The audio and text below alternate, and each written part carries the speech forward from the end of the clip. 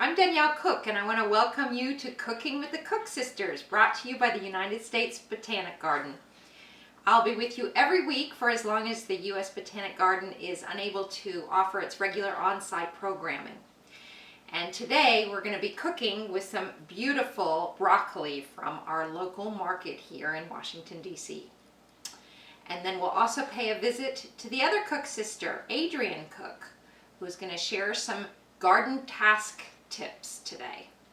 So let's get started. Our stir-fried broccoli with Sichuan peppercorns starts by toasting the peppercorns. I'm doing this to enhance the flavor of the peppercorns, and it only takes a couple of minutes to get them really aromatic. Once they're cool, put them into a mortar and pestle and grind them into a powder. You could also use pink peppercorns in place of the Sichuan peppercorns if you prefer. They're a little bit different, tamer than the Sichuan peppercorns, but equally delicious. The next thing we're going to do is we're going to mix together in a small bowl 1/3 cup of water with 2 tablespoons of rice vinegar and 2 tablespoons of soy sauce and a teaspoon of sugar, and set that aside.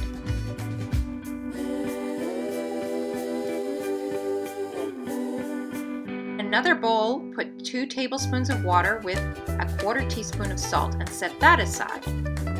And then in a third bowl, I'm going to put together 2 teaspoons of fresh grated ginger, 3 cloves of garlic minced, and 1/4 teaspoon of red pepper flakes.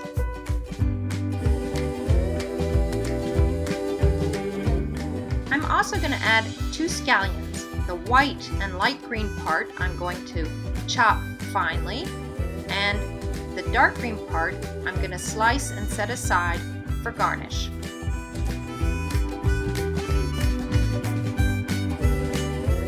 Mix that together well, and now let's go on to the broccoli.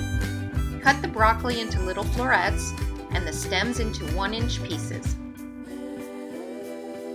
In a large frying pan or a wok, heat 2 tablespoons of grapeseed or sunflower seed oil and add the broccoli and the bowl of salt water. Cover it and cook a couple of minutes.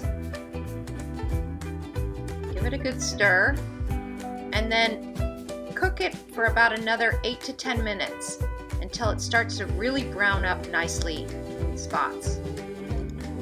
Yum, this looks perfect. It looks crisp, tender, and nicely browned. Let's transfer it to a bowl and finish our sauce. Add a tablespoon of oil, the garlic ginger mixture, and the soy sauce mixture. Reduce the sauce to about half. This will take a couple of minutes, and then return the broccoli back into the sauté pan.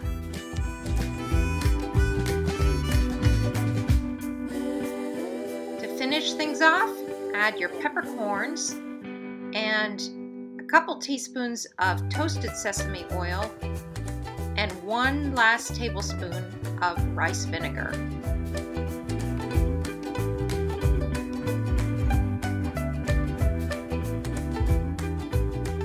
Oh wait, don't forget the rest of the scallions.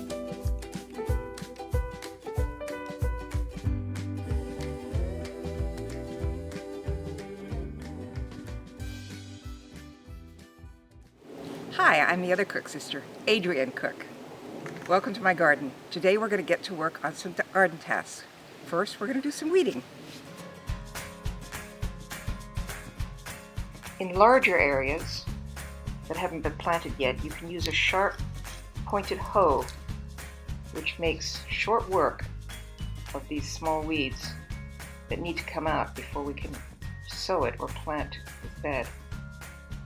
We're going to get rid of all the weeds very carefully. Make sure there's none that can take root again, and the bed's ready to go.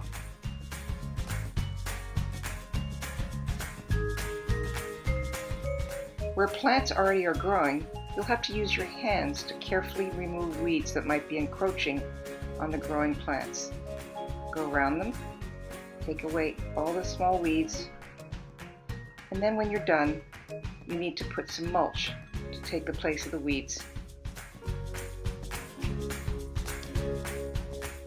The green cabbage looper, the caterpillar of the cabbage moth, is a pest of broccoli, causing a lot of damage. To prevent this common problem, we cover the broccoli with a light summer weight garden fabric. We secure it with earth staples, which these items are available from a garden supplier, either online or your favorite neighborhood. Thanks for joining us. We'll see you next week.